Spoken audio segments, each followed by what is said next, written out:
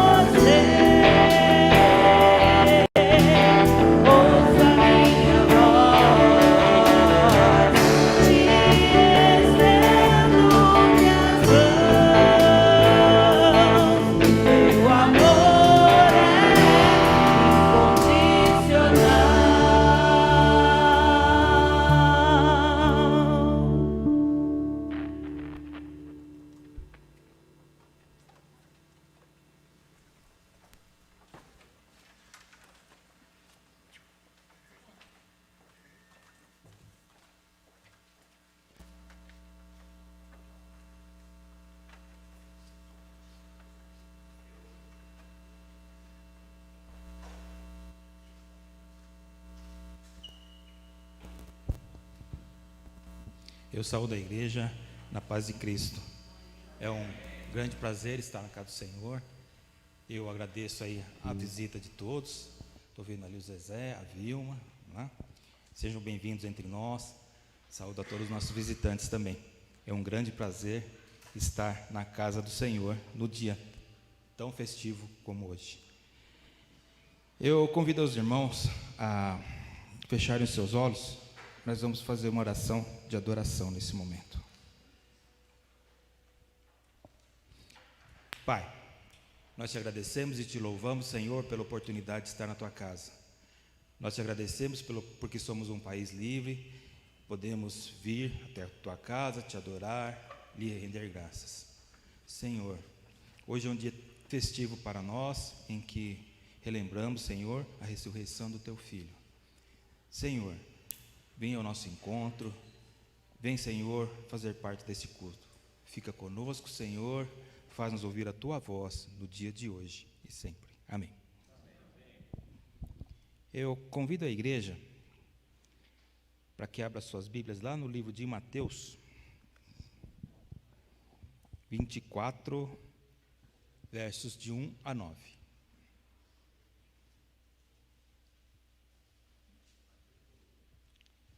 Lucas, perdão, obrigado, pastor. Lucas 24, de 1 a 9.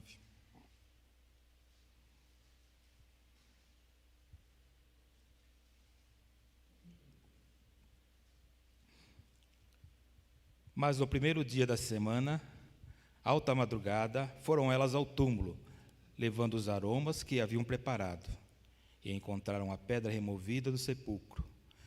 Mas ao entrarem, não acharam o corpo do Senhor Jesus. Aconteceu que, perplexas a esse respeito, apareceram-lhe 2 varões com vestes resplandecentes. Estando elas possuídas de temor, baixando os olhos para o chão, eles lhes falaram: por que buscais entre os mortos ao que vive? Ele não está aqui, mas ressuscitou. Lembrai-vos de como vos preveniu, estando ainda na Galiléia, quando disse: importa que o Filho do Homem seja entregue nas mãos de pecadores e seja crucificado, e ressuscite no terceiro dia. Então se lembraram das suas palavras, e voltando do túmulo, anunciaram todas essas coisas aos 11 e a todos os mais que com eles estavam. Eu convido a igreja para que se coloque de pé. Nós vamos louvar ao Senhor agora com um hino, o hino de número 373.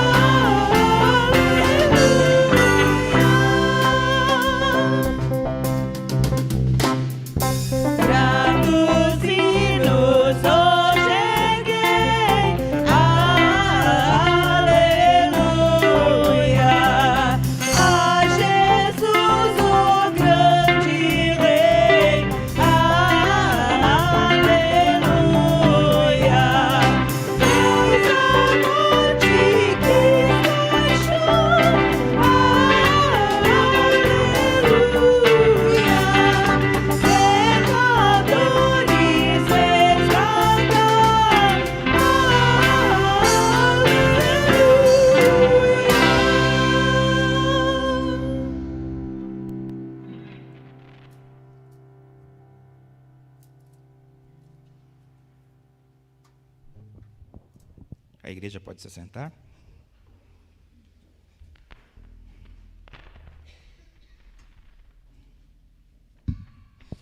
Eu convido a igreja, mais uma vez, a abrir as suas Bíblias, agora lá no Salmo de número 38.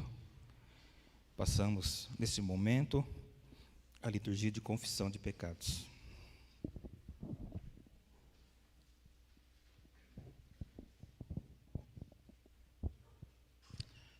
Salmo 38, de 1 a 4.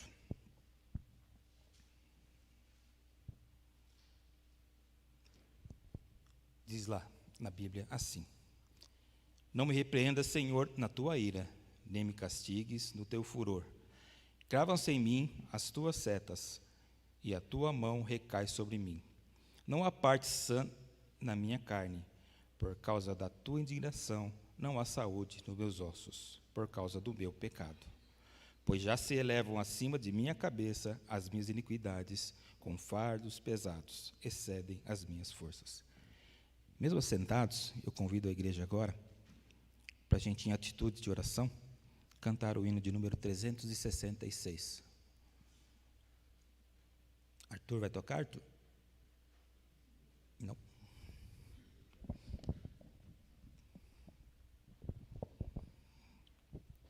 Em atitude de oração, cantemos esse hino ao Senhor.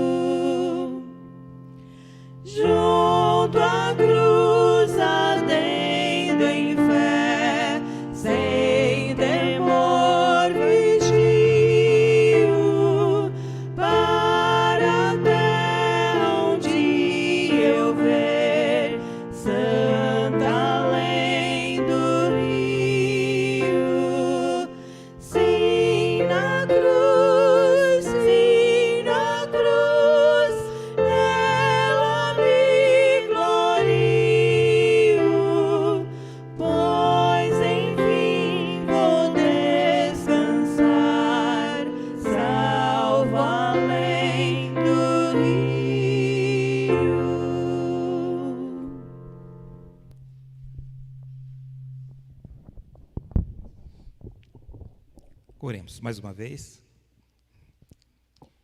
Senhor, por tantas e tantas vezes pecamos, por tantas e tantas vezes, Senhor, nos vemos na necessidade de nos prostrarmos aos seus pés e pedir perdão. Senhor, ensina-nos a caminhar de acordo com a Tua vontade, Senhor. Ensina-nos a caminhar de tal forma que o Senhor se alegre com os nossos passos, Senhor. Senhor, não olhe para os nossos pecados, antes tem misericórdia de nós e concede-nos o perdão. Amém. Amém. Uma vez perdoados pela graça de Deus, louvemos ao Senhor.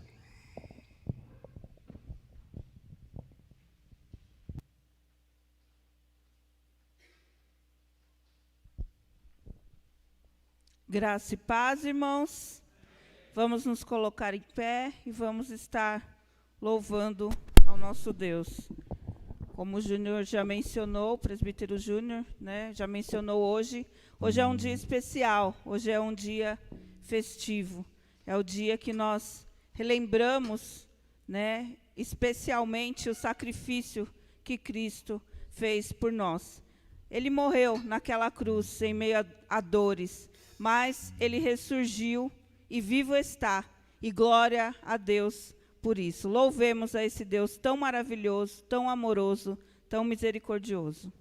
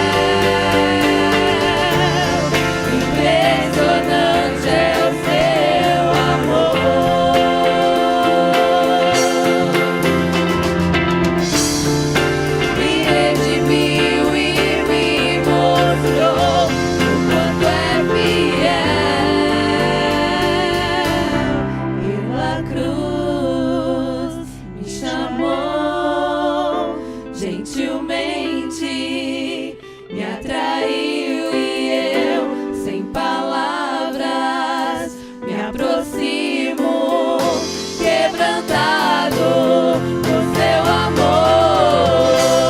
Pela cruz me chamou, gentilmente me atraiu e eu, sem palavras, me aproximo, quebrantado no seu amor.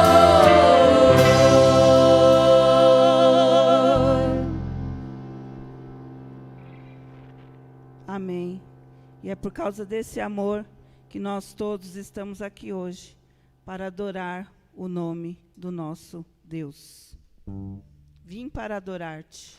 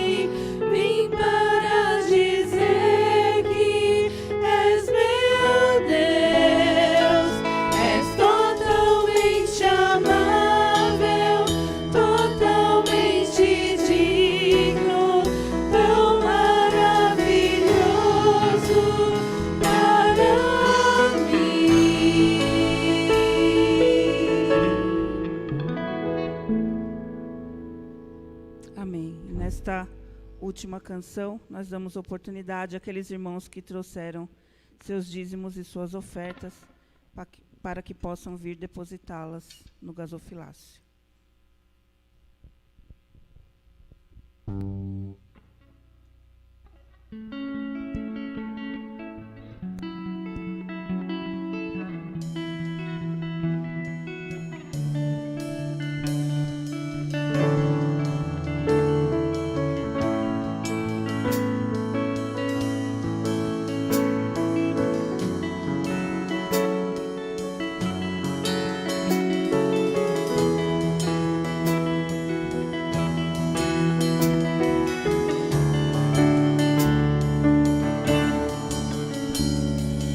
Tem ciúmes de mim, o seu amor é como um furacão, e eu me rendo ao vento de sua misericórdia.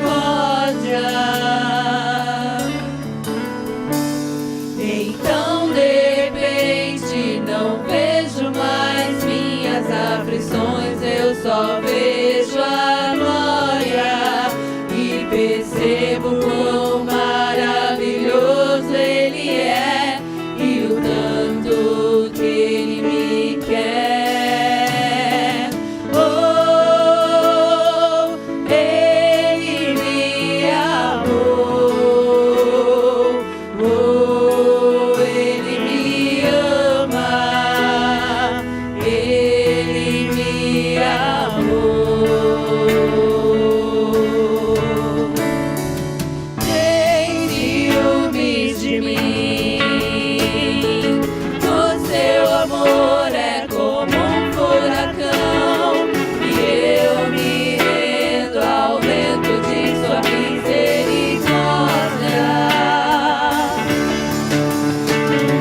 Então de repente não vejo mais minhas aflições, eu só vejo a glória e percebo quão maravilhoso Ele é e o tanto que Ele me quer.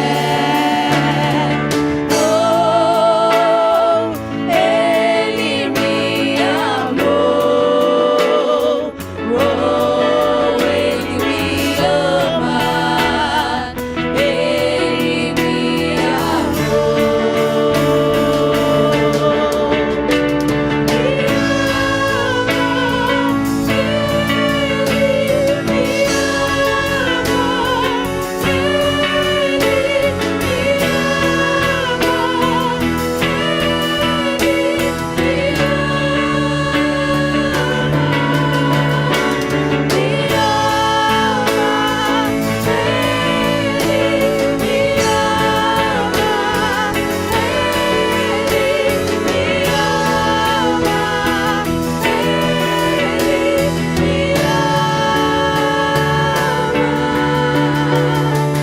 somos sua herança, Ele é o nosso galardão. Seu olhar de graça nos atrai à redenção. Se a graça é um oceano, estamos afogando. O céu se une à terra com um beijo apaixonado. Meu coração dispara em meu peito acelerado. Não tenho tempo pra perder com ressentimentos quando penso. Ele me ama, Ele me ama, Ele me ama, Ele me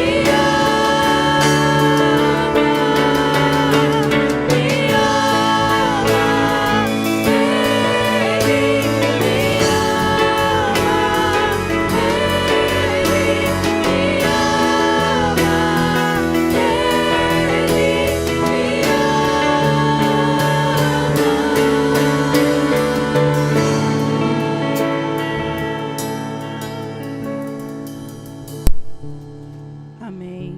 Os irmãos podem se assentar.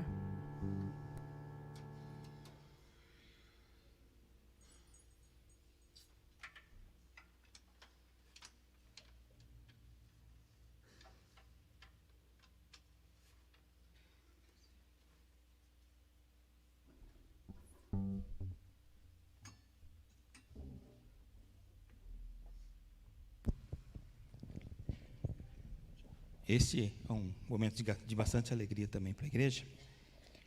No dia de ontem, Dona Isabel completou mais um ano de vida, não é? 90 anos. E nós queríamos chamar a Dona Isabel aqui à frente e a família dela. Nós vamos fazer uma leitura bíblica e uma oração por ela.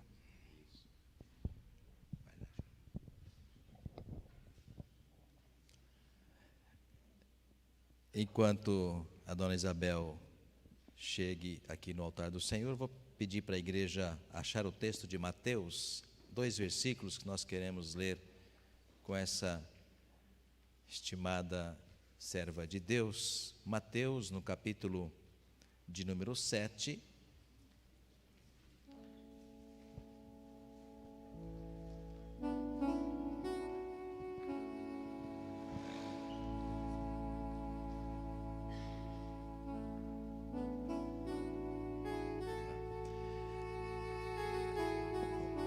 O presbítero Júnior disse para mim, até pedi para ele, então, vamos atender a vontade da Dona Isabel, que ela volta e meia pede para o Júnior tocar esse hino que você já está ouvindo agora. Ela gosta muito.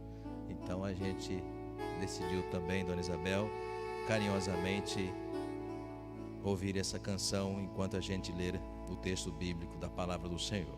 Mateus, no capítulo 7, versos 24 e 25, diz assim: todo aquele, pois, que ouve estas minhas palavras e as pratica, será comparado a um homem prudente, ou uma mulher prudente, que edificou a sua casa sobre a rocha. E caiu a chuva, transbordaram os rios, sopraram os ventos e deram com ímpeto contra aquela casa, que não caiu, porque fora edificada sobre a rocha. Texto muito bem escolhido pelo presbítero Júnior para esse momento, que simboliza muito bem, Dona Isabel, o testemunho da senhora nessa igreja, em toda a sua existência. Dona Isabel já me contou algumas histórias, inclusive hoje pela manhã, mais uma. E hoje pela manhã ela me disse: pastor, eu casei velha. Falou assim, com 26 anos, viu? Ela disse, eu casei velha. Eu falei, Dona Isabel? Sim, porque naquela época, quando os moços descobriram que eu era crente, a família não aceitava, né? E, não sei se por essa razão não, ela acabou casando com um que não era crente. Ela disse que era da Folia de Reis. Deixava ela na porta da igreja e ia para a Folia de Reis. É isso, Dona Isabel? Né? E ela ali, orando, até que pôde vê-lo aos pés do Senhor. E ela disse que a última imagem que vê, às vezes, quando entra aqui, ainda o vê sentado aqui no banco da igreja, né, de tempos memoriais, né? Então, de fato, uma vida preciosa. Dona Isabel completou ontem, com a graça de Deus, 90 anos, e ela já era de mãe evangélica. Então você imagina, há mais de um século esta família está nos pés do Senhor. Então, irmãos e irmãs, familiares que estão aqui, nós só temos que dar graças e glórias ao nosso Deus. Deus tem sido generoso com a senhora. Eu brinco com ela, dou um abraço.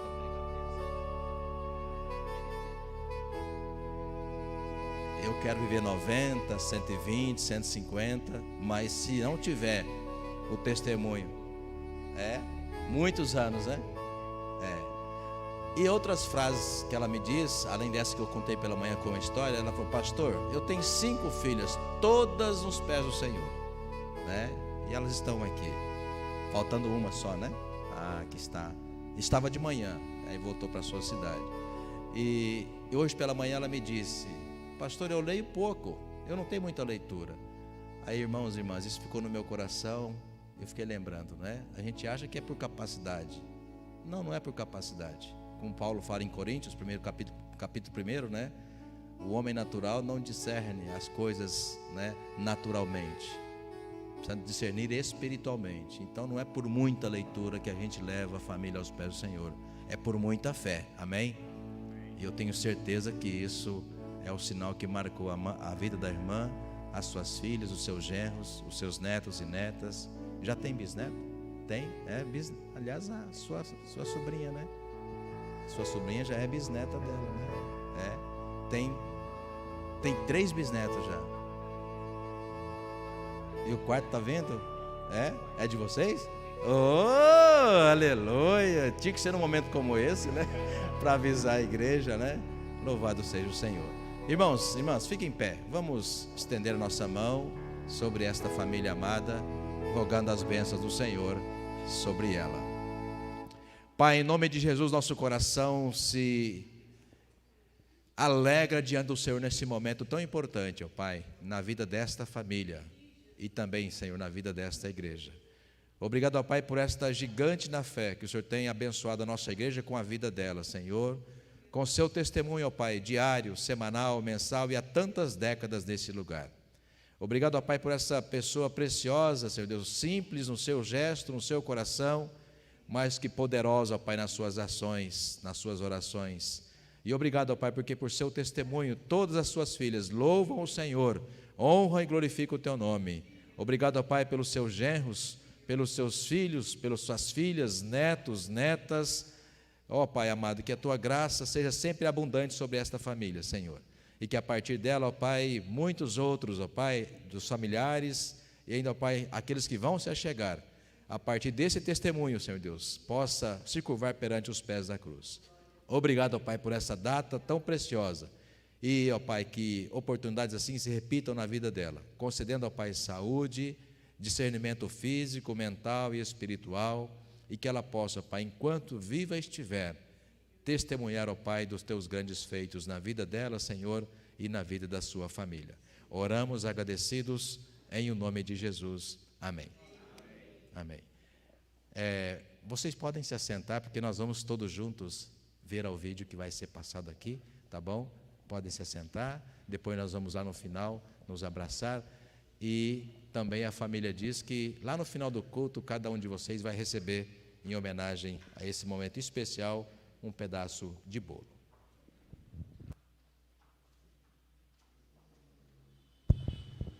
Roberto, você consegue apagar as luzes ali? Obrigado.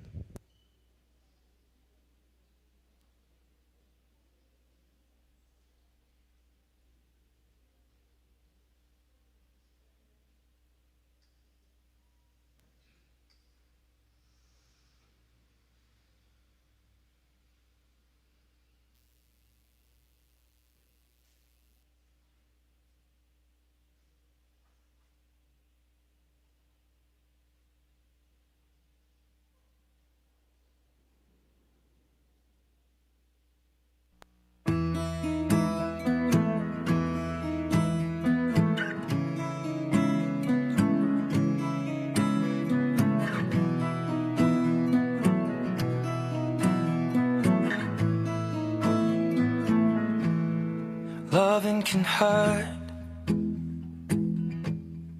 Loving can hurt sometimes, but it's the only thing that I know. When it gets hard, you know it can get hard sometimes. It is the only thing that makes us feel alive. We keep this love in a photograph. We make these memories for ourselves, where our eyes are never closing, our hearts are never broken, and time's forever frozen still. So you can keep me inside the pocket of your ripped jeans, holding me closer till our eyes meet. You won't ever be alone. Wait for me to come home. Loving can heal. Loving can mend your soul. And it's the only thing that I know. I swear it will get easier. Remember that with every piece of you. And it's the only thing we take with us when we die. We keep this love in a photo.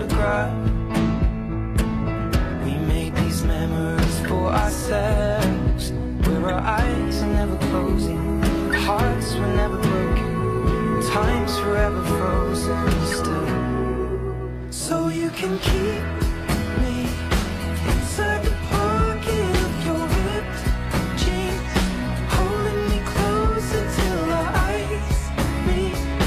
You won't ever be alone. And if you hurt me, that's okay, baby. Only once, please. Inside these pages, you just hold me. I won't ever let you go. Em Jesus Cristo, no céu já tem morada.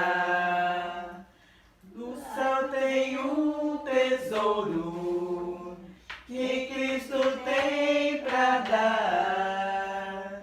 Pra quem deixar o mundo e a Ele se entregar.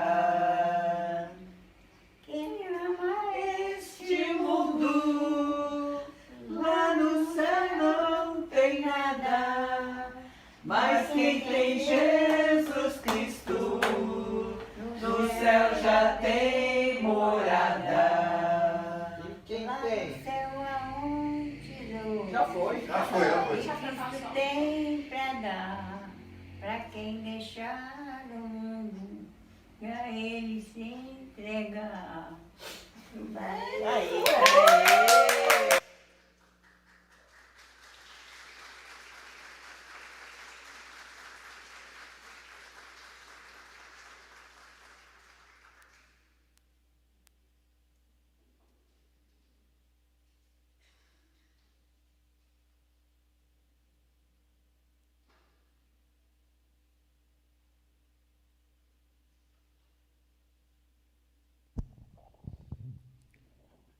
Eu convido a igreja, então, nesse momento, a fazermos uma oração de iluminação. E eu ainda me lembro quando era criança, de vez em quando eu acordava num colinho diferente aí, sabe? E a Dona Isabel é um desses colinhos que de vez em quando eu acordava, né? Eu ainda lembro disso. Vamos orar então. Senhor, te agradecemos por esses momentos de alegria na tua casa, te agradecemos mais uma vez pela vida da Dona Isabel, que tanto nos inspira, Senhor, que tanto nos ensina pelo seu exemplo. Ó Senhor, venha agora, com o teu Santo Espírito, dirigir as palavras do nosso pastor. Fala ao nosso coração, ensina-nos mais uma vez, Senhor. Amém.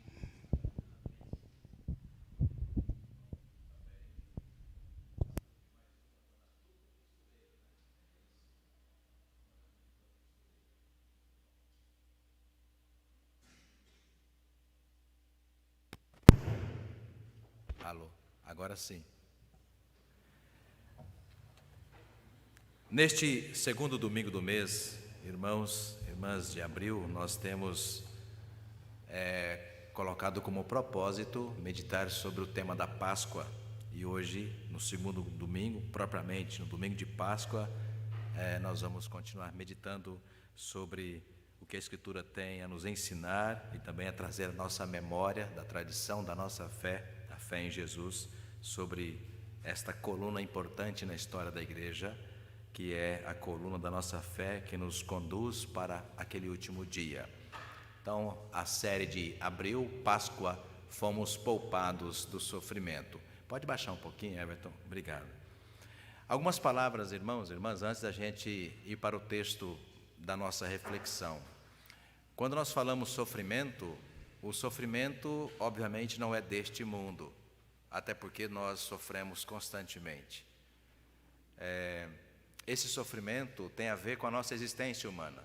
Nós sofremos por muitas causas. Nós sofremos por causas que nós mesmos as fabricamos, às vezes gestão ruim da nossa vida, das nossas escolhas. Nós sofremos causas terceiras, quando pessoas nos agridem de diversas formas, quando o mundo nos agride, quando nós somos vítimas de acidentes, de incidentes. Então, neste mundo, de fato, o sofrimento é como que constante, às vezes em maior medida, às vezes em menor medida. Pode passar. Nessa semana, o mundo todo viu, mais um lamentável episódio de violência extrema. E essa imagem ilustrativa me fez chorar. Eu coloquei no grupo porque A gente, quando um tempo atrás via aquelas tragédias semelhantes a esta nos Estados Unidos, a gente sentia, mas imaginava, está muito distante. Mas no Brasil parece que está virando também uma tragédia brasileira, nos mais diversos lugares. E essa imagem me fez pensar, crianças ainda na tenra idade, entre 5 e 7 anos. Eu não vou dizer a forma que foram mortas, porque vocês ouviram falar. E não é o caso de repetir, porque dói, e dói ainda mais. Mas quando a gente vê ali as nuvens, uma imagem ilustrativa, a gente imagina, é deste sofrimento que nós não estamos livres, mas que elas estarão, porque nós cremos que, quando nós passamos desta para a outra vida, nós cremos que, como diz Apocalipse, nenhuma lágrima mais será vertida, porque a nossa pátria é a pátria celestial. E por isso, irmãos e irmãs, o tema da Páscoa, a gente não imaginava que iria nessa semana passada, já que nós começamos domingo passado a mensagem, e o mundo todo lembra, neste período da igreja cristã, lembra a Páscoa, nós não imaginávamos que viríamos a viver mais essa tragédia. Mas deste sofrimento, nem o próprio Senhor Jesus esteve livre. Então, qual sofrimento, pastor, que é o tema da nossa série do mês, Deus nos livrou? Do sofrimento, irmãos e irmãs, de sofrer mesmo depois de mortos. E a Bíblia diz, desde Gênesis até Apocalipse, que esta é uma possibilidade. Nós sofremos essa vida como seres humanos, mas biblicamente, e a mensagem da Páscoa está entrelaçada a esse tema, biblicamente, se nós nesta vida não tivermos um encontro pessoal com Cristo, nós também correremos o risco de sofrer eternamente também na outra vida, que é chamada de eterna. Pode passar o próximo slide, e então vou chamar você para esse título da nossa reflexão nesta noite. Páscoa, convite para um reino que não é deste mundo. Sim, o reino de Cristo não é deste mundo. Convido você a abrir o texto em Atos, capítulo 16, a leitura do verso 27 até o verso 34. Atos dos Apóstolos, capítulo 16, leitura do verso 27 até o verso 34.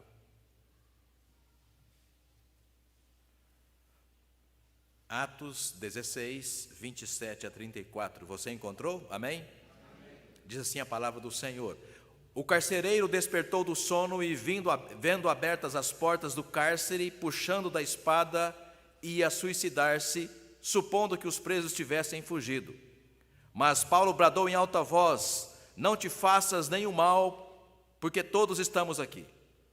Então o carcereiro, tendo pedido uma luz, entrou precipitadamente e, trêmulo, prostrou-se diante de Paulo e Silas. Depois, trazendo-os para fora, disse: senhores, presta atenção, igreja, que eu devo fazer para que seja salvo? Responderam-lhe: crê no Senhor Jesus e serás salvo, tu e tua casa. E lhe pregaram a palavra de Deus e a todos os de sua casa. Naquela mesma hora da noite, cuidando deles, lavou-lhes os vergões dos açoites. A seguir, foi ele batizado e todos os seus. Então, levando-os para a sua própria casa, lhes pôs à mesa e com todos os seus manifestava grande alegria por terem crido em Deus. Deixa o texto aí aberto ou marcado. Vamos lá para João, no capítulo 18, apenas um versículo, o 36. Volte um pouco aí o texto de Atos, que você há pouco leu ou acompanhou. No capítulo 18, apenas o verso 36. Dentro do tema da nossa reflexão para esta noite, João 18, 36. Amém? Respondeu Jesus: o meu reino não é deste mundo. Se o meu reino fosse deste mundo, os meus ministros se empenhariam por mim, para que não fosse eu entregue aos judeus. Mas agora o meu reino não é daqui. Abra ainda um último texto, inicialmente na nossa reflexão, texto de Hebreus, capítulo 13, verso de número 6. Um pouco mais adiante, quase lá no final da Bíblia, Hebreus capítulo 13, verso de número 6.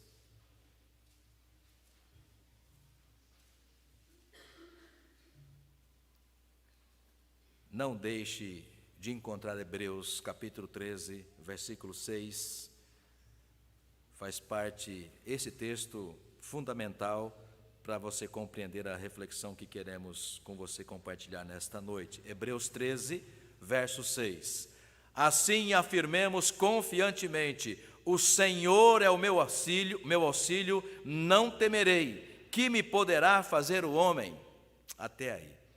Irmãos e irmãs, hoje pela manhã, quando nós reprisávamos a conhecida cena da morte de Jesus na cruz e também da sua ressurreição, especialmente o momento onde, por exemplo, os gêmeos, Marcos, presbítero Marcos, muito bonito, e essa memória está sendo ali gravada, quando eles vão vestidos de soldado romano, ou soldados romanos, e vão até Jesus.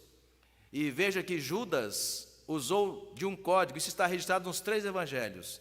Judas usou de um código para dizer para os soldados romanos quem era Jesus. Quando a gente vê essa cena milenarmente reproduzida, te chama a atenção a necessidade de um beijo, presbítera Jaqueline, para dizer para os soldados romanos quem era Jesus? Por que essa cena é importante e por que essa pergunta mais importante ainda?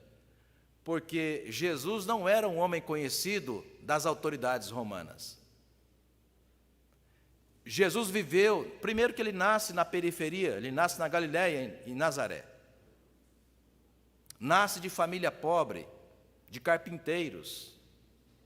E naquela ocasião, a população popular ao entorno de Jerusalém trabalhava quase que de graça, escravo, de forma escrava, para os próprios judeus que pagavam imposto para Roma.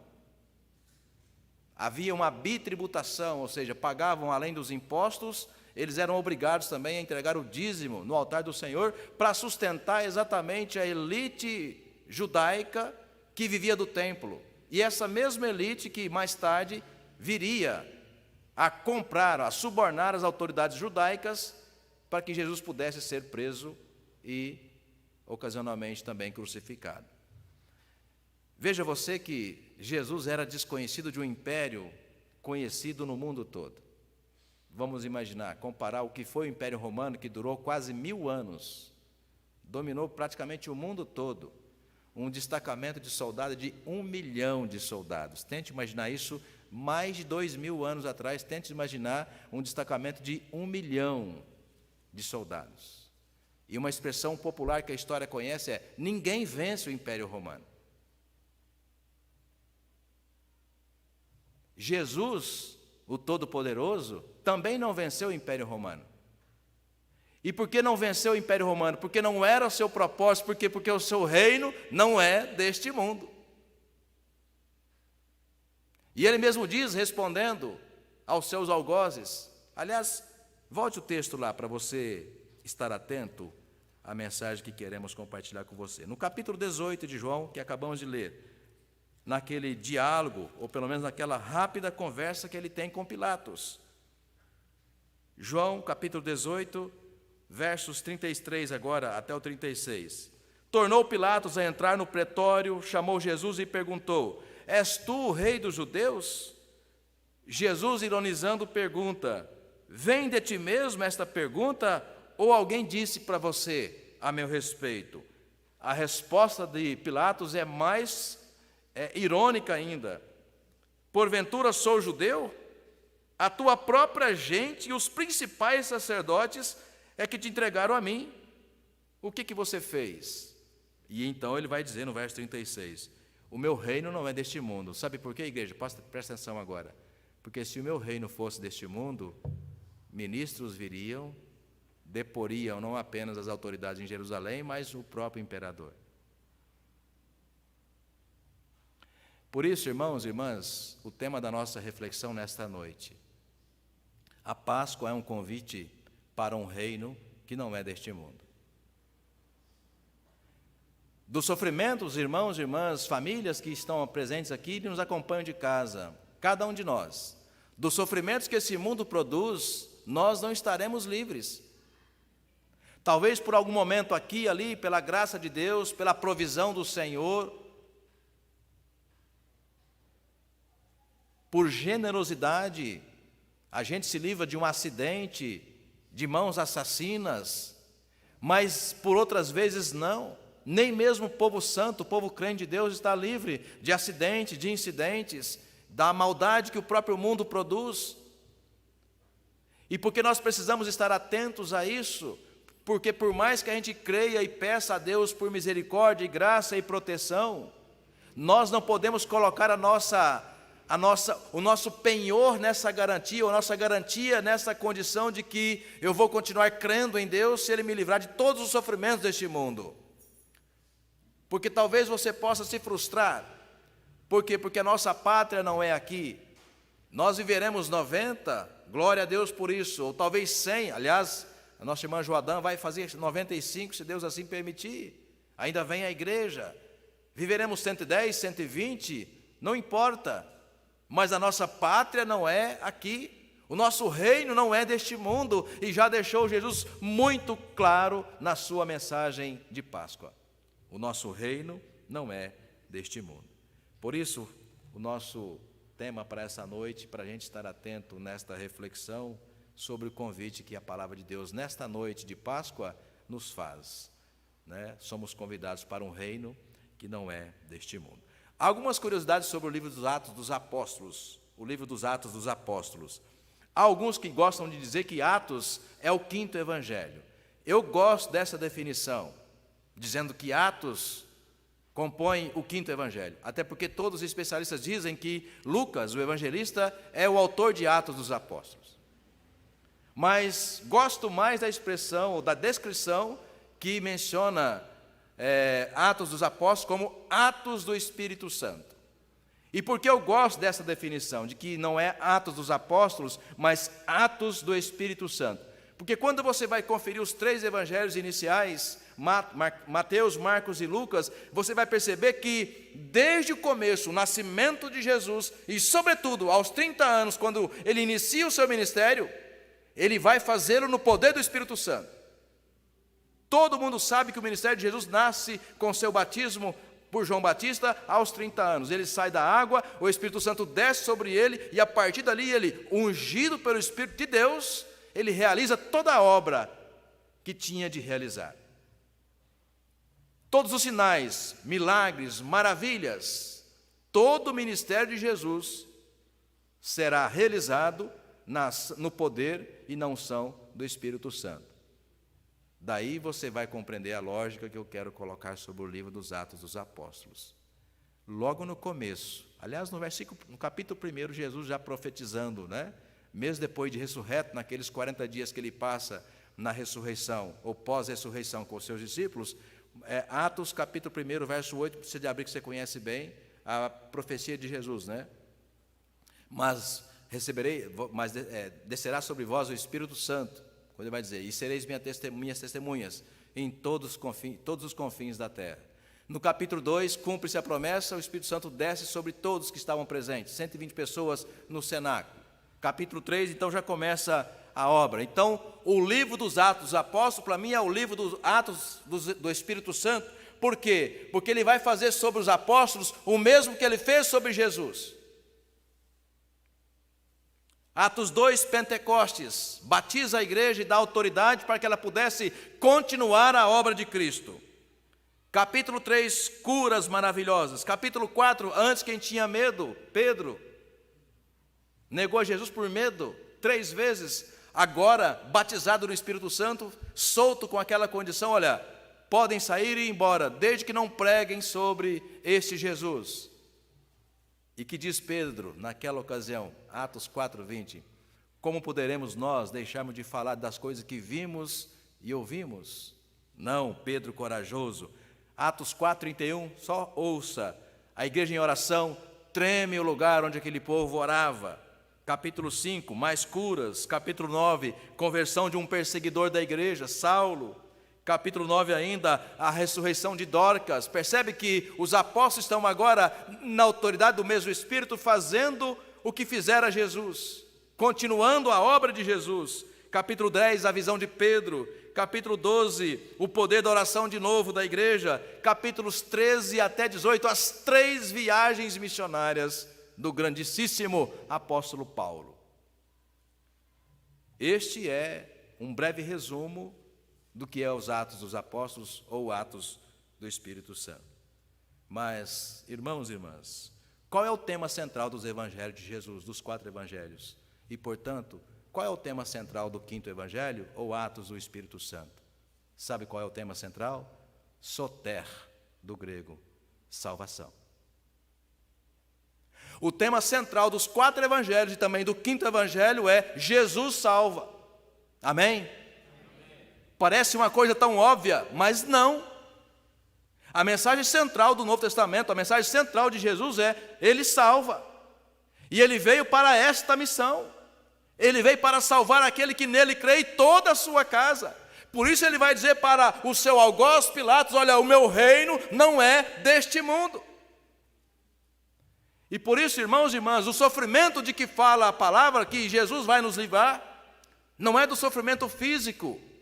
Aliás, os mesmos apóstolos, os próprios apóstolos, todos eles, sem exceção, também serão crucificados, apedrejados. Estevão, o primeiro mártir da igreja, já na era primitiva, homem santo, homem crente, destemido, que entregou a sua vida de forma, desculpa a expressão, estúpida para ser apedrejado. Enquanto estava sendo apedrejado, ele ainda intercede pelos crentes, aliás, pelos seus algozes, aqueles que estavam atirando pedras nele. Só alguém que é capaz de perceber e crer que o reino para o qual estamos sendo chamados não é deste mundo, é que é capaz de interceder por seus algozes, enquanto eles arremetem contra a sua vida. Agora que nós estamos, no nosso país está, de alguma forma, com o coração partido com aquela cena daquelas 4 crianças, tente imaginar. Quem sabe os pais daquela criança, nós não conhecemos se são crentes, se são cristãos ou não. Tente imaginar aqueles pais pedindo para que Deus tenha misericórdia daquele louco que fez o que fez. Você consegue imaginar isso? A gente com ódio no coração, com raiva, com tristeza, com angústia, com lamento profundo, desconsolável, a gente acha que tem que jogar sobre ele toda a nossa ira. Estevão disse o contrário. A gente precisa interceder por essas pessoas que estão sendo vítimas do mal, do maligno. Estão sendo acometidas por esse mal que está no mundo, desde o Éden, lá na figura da serpente, aqui na terra, na figura dos demônios, da maldade, de gente sem Deus, de gente que vive em trevas, estão distantes da igreja, da comunhão do Pai. E isso, irmãos e irmãs, está em todo lugar. Está em todo lugar. Quando Jesus, na oração linda de Atos 17, aliás, João 17, oração sacerdotal, ele fala: Pai, eu não peço sobre as suas ovelhas, eu não peço que as tires do mundo, mas que as livres do mal. E o mal que há no mundo, irmãos e irmãs, não é o mal, como disse Jesus em Mateus, e daqui a pouco a gente vai de novo conferir, não é aquele que é capaz de tirar o nosso corpo, tirar a nossa vida, arremeter contra a nossa família. Disse Jesus, e agora nós repetimos: temei aquele que é capaz de lançar tanto o corpo quanto a alma no fogo do inferno. Por isso, irmãos e irmãs, o sofrimento de que Deus quer nos livrar não é desse sofrimento físico, porque mais dias ou menos dias ele vai chegar. Esperamos que a dona Isabel viva muitos anos, principalmente nas condições em que ela está. Aspas, outro dia, indo visitar a vizinha dela, não é a vizinha que também é Isabel, né? A dona Antônia, mãe do presbítero Marcos. Aí a hora que eu saí ali de casa, é a vizinha mesmo, você vira, sai do portão, você já vai no portão da Dona Isabel. Comecei a conversar com ela, ela estava, vou ali buscar um pão. Eu até pensei, né, será que ela está autorizada a buscar esse pão? Né? Mas foi buscar o pão, foi e voltou. Né? Percebe, gente, viver assim, com 90 anos, com lucidez, ainda pode, não sei se estava autorizada a ir buscar o pão, mas ela foi buscar o pão, né? Foi e voltou. Né? Então viver é bom, aos 90, aos 100, aos 110, a quanto Deus permitir que a gente viva, mas por melhor que seja a beleza de uma vida assim, a nossa pátria, irmãos e irmãs, é a pátria celestial. E nós precisamos estar preparados para ela. Por isso, eu vou pedir você para voltar os seus olhos para o texto de Atos, porque senão vou ficar falando aqui a noite toda. Eu quero falar de 3 verbos imperativos para esse texto falar no nosso coração. O primeiro deles é não temer. Não tema aqueles que podem matar o corpo. Abra comigo o texto de Atos 16, já que se você fechou, o tema da nossa reflexão. O verso 27. Atos 16, o verso 27. Então diz: o carcereiro despertou do sono e, vendo abertas as portas do cárcere, puxando da espada, ia suicidar-se, supondo que os presos tivessem fugido. Essa é outra cena, irmãos e irmãs, que sempre me chamou a atenção nesse contexto da prisão de Paulo. Primeiro que, se você olhar um pouco antes, eles estavam cantando, Paulo e Silas estavam cantando, depois de terem levado vários açoites, estavam com certeza ali naqueles calabouços do Império Romano, eles estavam cantando à meia-noite. Como assim cantar depois de primeiro ser preso porque estava pregando o Evangelho? Segundo, preso sendo cidadão romano. Paulo era cidadão romano. Os seus pais trabalhavam no Império Romano e ainda que judeu, sendo judeu, ele tinha título romano. Foi preso injustamente, preso porque estava pregando o Evangelho e depois levando muitos açoites nas costas. E você sabe que cada chicotada daquela abria vergões e a pele simplesmente era rachada de fora a fora.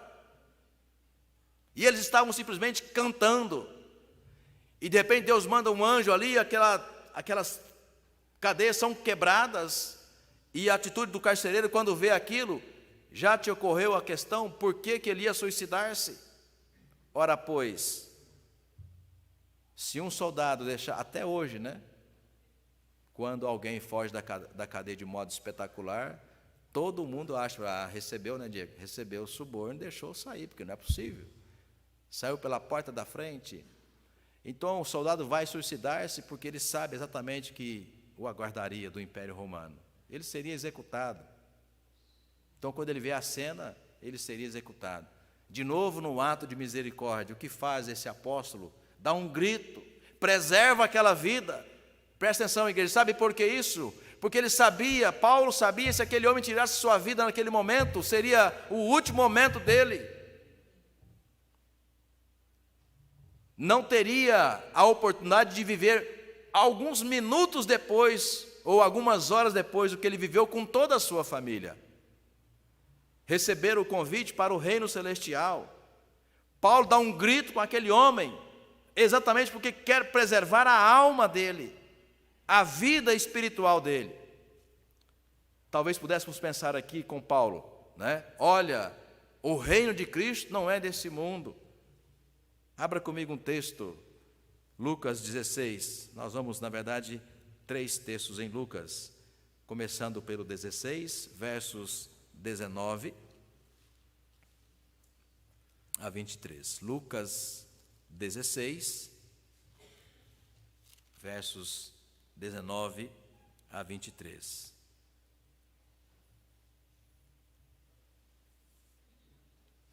Lucas 16, 19 a 23, um pedaço da parábola do rico e do mendigo. Ora, havia certo homem rico que se vestia de púrpura e de linho finíssimo e que todos os dias se regalava esplendidamente. Havia também certo mendigo chamado Lázaro, coberto de chagas, que jazia à porta daquele, no caso, aquele homem rico, e desejava alimentar-se das migalhas que caíam da mesa do rico. e até os cães vinham lamber-lhe as úlceras. Aconteceu morrer o mendigo e ser levado pelos anjos para o seio de Abraão. Morreu também o rico e foi sepultado. No inferno, estando em tormentos, levantou os olhos e viu ao longe a Abraão e Lázaro no seu seio. Então, clamando, disse: Pai Abraão, tem misericórdia de mim, e manda Lázaro que molhe em água a ponta do dedo e que refresque a língua, porque estou atormentado nesta chama. O resto do texto você conhece. Um homem simples, um homem pobre, doente, porém temente a Deus. Livre do sofrimento deste mundo? Não. Pobreza, indiferença, muitas vezes falta de misericórdia, falta de amor. Tudo isso que nos faz experimentar sofrimentos na terra. Mas o texto faz questão de dizer que o reino deste homem Lázaro, homem pobre, miserável financeiramente falando, socialmente falando, o reino era o reino celestial.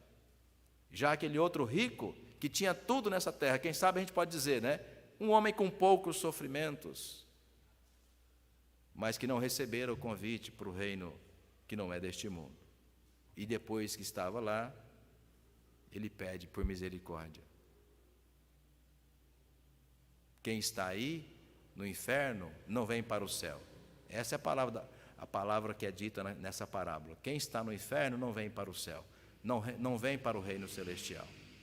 Quem está no reino celestial não vai para o inferno. Por mais que a Igreja Católica Romana, com todo respeito, diga que é possível, nós não cremos isso. Depois da morte, ninguém toma decisão, nem certa e nem errada. Não há como interceder por almas que já morreram.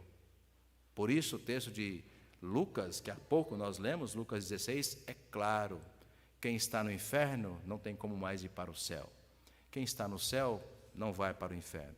Portanto, é nesta vida que nós temos a ocasião de aceitar o convite para um reino que não é deste mundo. Capítulo 12, volte um pouco aí, Lucas capítulo 12, versos 19 a 21. Lucas 12, 19 a 21.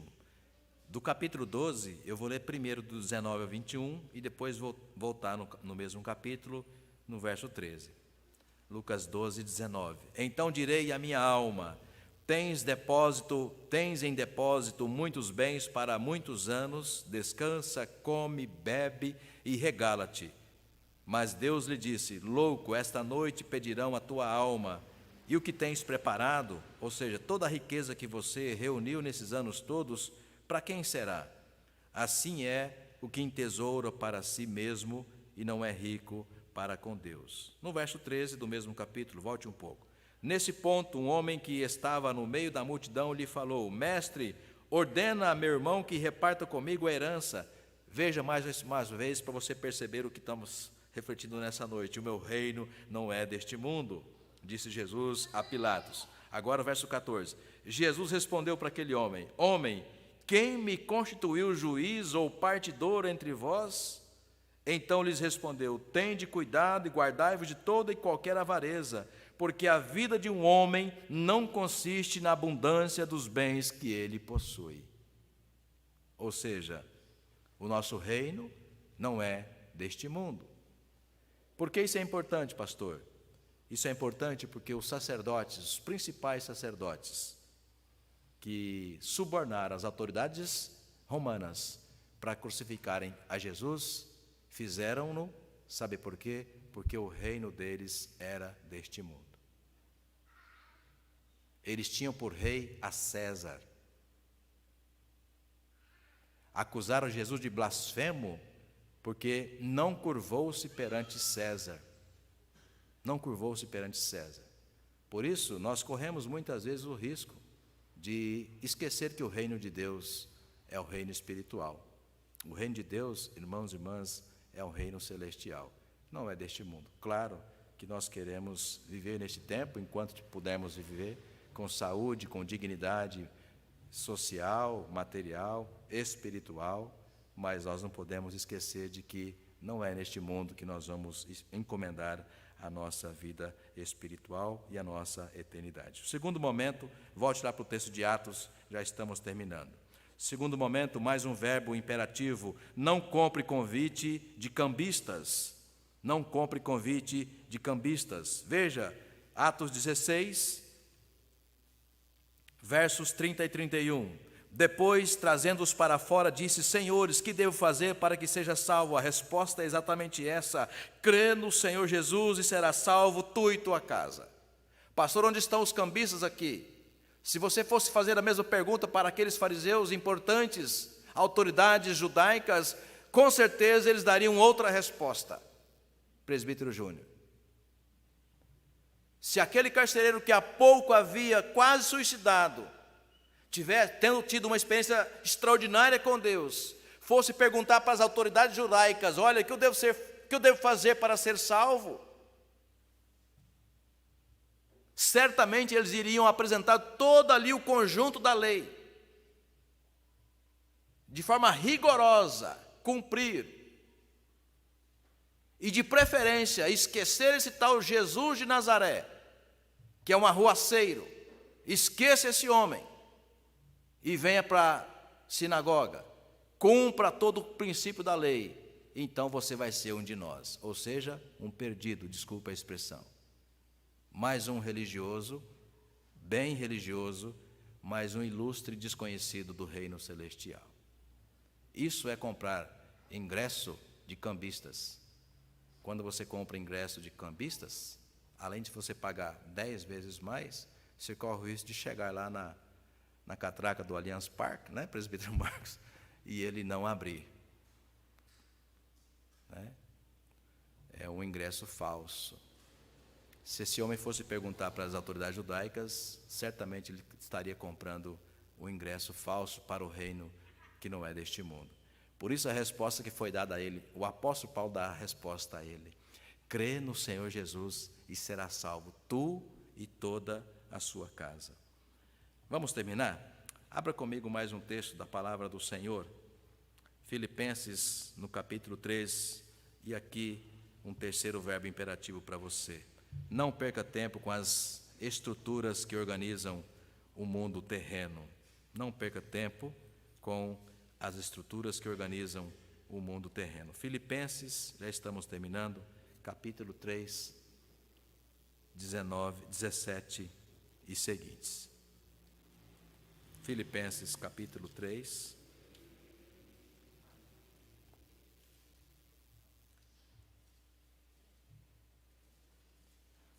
Nesse texto, igreja, o apóstolo Paulo, falando do mesmo tema que nós estamos falando nessa noite, fala da glória terrena e da glória celestial. Na primeira parte do texto, até o verso 19, Paulo vai descrever o que as pessoas são capazes de fazer para ter glória na terra. E na parte final do texto, o que é possível fazer para conquistar a glória de Cristo no reino celestial. Irmãos, verso 17, sede imitadores meus e observai os que andam segundo o modelo que tendes em nós, pois muitos andam entre nós, dos quais repetidas vezes eu vos dizia, e agora vos digo até chorando, que são inimigos da cruz de Cristo. O destino deles é a perdição. Veja, o Deus deles é o ventre, a glória deles está na sua infâmia, visto que só se preocupam, olha aí, com as coisas terrenas, pois a nossa pátria está nos céus, de onde também aguardamos o Salvador, o Senhor Jesus Cristo, o qual transformará o nosso corpo de humilhação para ser igual ao corpo da sua glória, segundo a eficácia do seu poder, a eficácia do poder que ele tem de até subornar a si todas as coisas. E agora, voltando para o texto de Atos 16, na parte final, texto que ainda não foi lido. Atos 16, versos 35 e 36. Já te chamou a atenção, quando você leu, se você não leu ainda, observe a informação que aparece no verso 35 e no verso 36. Já te chamou a atenção o que aconteceu aqui no verso 35 e 36? se você ligar com o episódio, vamos relembrar. Paulo e Silas estavam presos, as cadeias se quebraram por um terremoto que Deus mandou, o guarda ia suicidar, ouviu um grito de Paulo, não faça isso, ele tem um impacto, se converte, fala, o que eu devo fazer para ser salvo? Paulo fala, crê no Senhor Jesus, será salvo tu e a tua casa, em seguida lava os vergalhões, ali, as feridas, né? E vem um convite, vamos para casa. E termina no verso 34, todos eles na casa do carcereiro, passando ali por um momento de comunhão, em torno da mesa. E aí vem o verso 35, o verso 36. Quando amanheceu, os pretores, no caso os soldados romanos, enviaram oficiais de justiça com a seguinte ordem: põe aqueles homens, no caso Paulo e Silas, em liberdade. Então o carcereiro comunicou a Paulo essas palavras. Os pretores ordenaram que fossem expostos em liberdade. Agora, pois, saí e ide em paz. O que aconteceu, Selma? Sabe o que aconteceu? Há uma ordem nesse mundo. O mundo que nós estamos vivendo na Terra é um mundo organizado. Então, por exemplo, eu imagino, o texto não está dizendo isso, mas eu imagino, que depois de terem ceado na casa do carcereiro com toda a sua família, Paulo batizou toda a casa dele. Aquela casa foi salva, irmãos. Aquela casa foi salva. Eles tiveram o convite ali, né, como se diz, né, carimbado por um grande pregador do Evangelho, e eles foram salvos, não tenham dúvida disso. Só que a vida na terra continua. Terminou, eu fico imaginando, né, o carcereiro, olha, está tudo muito bom, né, Diego, tudo maravilhoso, mas você vai ter que voltar para a prisão, porque eu sou funcionário. Agora eu ia morrer, você me salvou. Eu ia para o inferno, agora eu vou para o céu, mas eu sou o carcereiro, você precisa voltar. E eles voltam. Eles voltam. Verso 36 mostra. Então o carcereiro comunicou a Paulo essas palavras. Os pretores ordenaram que fossem expostos em liberdade. Agora, pois, olha aí, saí, o verbo, saí e ide em paz. O que isso quer dizer, pastor? Porque nossa vida aqui, irmãos, é passageira. Estamos sujeitos a prisões, às vezes por atitudes nossas, ou às vezes não, a sofrimentos, acidentes, incidentes e até mesmo risco de morte, de assassinato. Mas precisamos ter plena convicção de que nada deste mundo vai abalar a nossa fé, porque nós temos toda certeza que a mensagem da Páscoa é: aquele que crê em mim, ainda que morra, viverá. Que Deus assim nos abençoe, irmãos e irmãs, em nome de Jesus.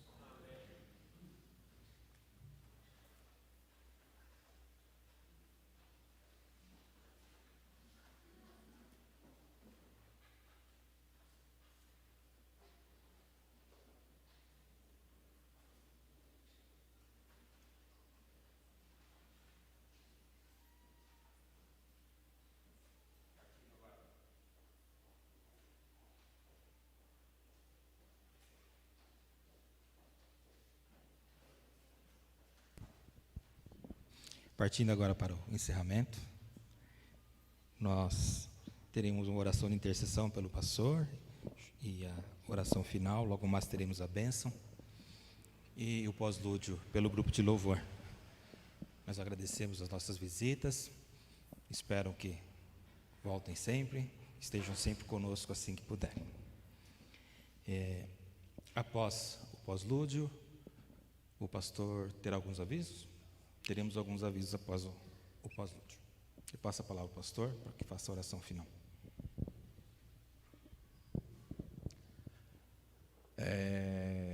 Eu estava visitando ontem a casa da Manu, né, Manu? E aí conversando, conversa vai, conversa vem, a mãe dela falou assim, perguntando para ela que arrumou emprego, né? Glória a Deus por isso. Ô Manu, foi esse o pedido que você colocou no gasofilácio? Lembra lá em dezembro, igreja? Ela falou assim, não. Aí a mãe falou, mas foi o que eu fiz. Então agora você tem que dar o testemunho porque você conseguiu o emprego. A Manu falou assim, não, foi você que pediu, então você dá o testemunho. Mas enfim, irmãos e irmãs, né, é importante dizer que a família está feliz porque a Manu está estudando enfermagem, e essa semana começou um emprego novo. Então, Manu, Deus te abençoe, viu, querida? Em nome de Jesus. Vamos em pé, irmãos e irmãs, vamos nos dirigir a Deus nesta oração de intercessão. Pai, em nome de Jesus, nós nos colocamos à Tua presença nesta hora, queremos agradecer ao Pai pelos livramentos que temos nesta vida, nesta terra. Pai, muitas vezes nossas vidas têm sido poupadas, ó Pai, dos homens maus, das pessoas más, das mãos assassinas, das mãos violentas, de pessoas corruptas, Senhor, de pessoas, ó Deus, que vivem nas trevas e que, tocadas por Satanás, tentam, ó Deus, atingir o Teu povo santo. Obrigado, ó Pai, porque até aqui a Tua boa mão tem cuidado de nós, Senhor. Mas nós lembramos, Pai, entristecidos daquelas crianças, ó Pai, que tiveram suas vidas ceifadas de forma brutal lá em Santa Catarina, em Blumenau. Tende misericórdia, ó Pai, daquela família, daquelas famílias enlutadas, daqueles profissionais, ó Pai, da educação que estavam em volta, que agora estão chocados, Senhor. Dezenas de familiares que estão desorientados porque não sabem se devem voltar, ó Pai, para aquela creche. Pai, nós te pedimos para que tende misericórdia do nosso país. Tende misericórdia, ó Pai, do nosso povo brasileiro, tão sofrido, Senhor, tão enganado muitas vezes, falsas esperanças. Ó Deus amado, tende misericórdia da nossa nação. Proteja, ó Pai, as nossas crianças, as mulheres, ó Pai, do nosso país, as pessoas frágeis. Ó Pai, em nome de Jesus, fazei, ó Deus, com que as pessoas investidas de autoridade façam valer, ó Pai, a sua força, a lei, e tentam, ó Deus, de fato, livrar nosso país dessas mãos violentas. Pai, nós também te rogamos em favor de cada um de nós, irmãos e irmãs que compõem esta igreja, que estão presentes aqui nesta noite. Visita, ó Pai, os seus corações, nas suas necessidades, na sua angústia, quem sabe na sua tristeza. Traga, ó Pai, o consolo que vem do Senhor. Traga, ó Deus, a bênção material que o Teu povo está esperando, Senhor, cada família. Nós também te somos gratos, ó Deus, porque a Manuela, ó Pai, conseguiu o emprego, está começando, ó Pai, a sua vida profissional. Obrigado por essa porta que foi aberta, Senhor. Que o Teu Santo Espírito esteja a cada manhã, Senhor, ungindo os lábios dela, Senhor, para que onde quer que ela estiver, ela seja testemunha viva da Tua palavra. Leva-nos de volta para os nossos lares, debaixo da Tua graça e do Teu santo cuidado. Obrigado, ó Pai, porque sabemos, Pai, que desde já está trazendo alegria para o casal e será para toda a família. Obrigado, ó Pai, pela gestação da Bel, Senhor. Obrigado, ó Pai, por esse casal. Que Tu abençoes, ó Deus, a ela na sua gestação, nos sonhos, na esperança, na expectativa, e juntamente dela, ó Pai, o seu esposo Diego, para que esta vida, ó Pai, venha alegrar ainda mais esse casal e toda a extensão das suas famílias. É o que nós te pedimos, Senhor, agradecidos no nome santo e precioso de Jesus, nosso Salvador amado. Amém.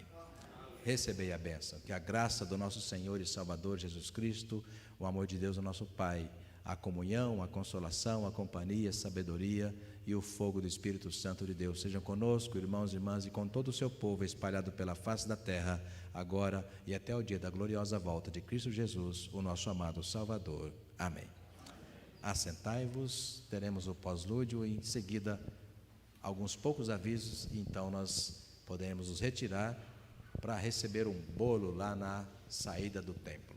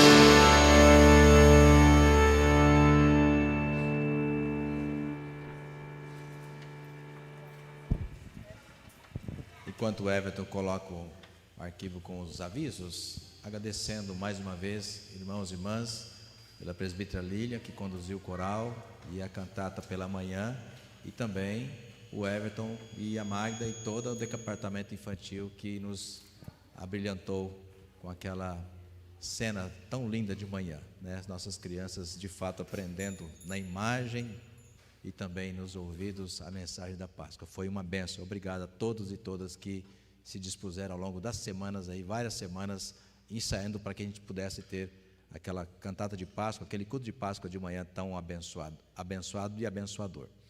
Para abril, pode passar.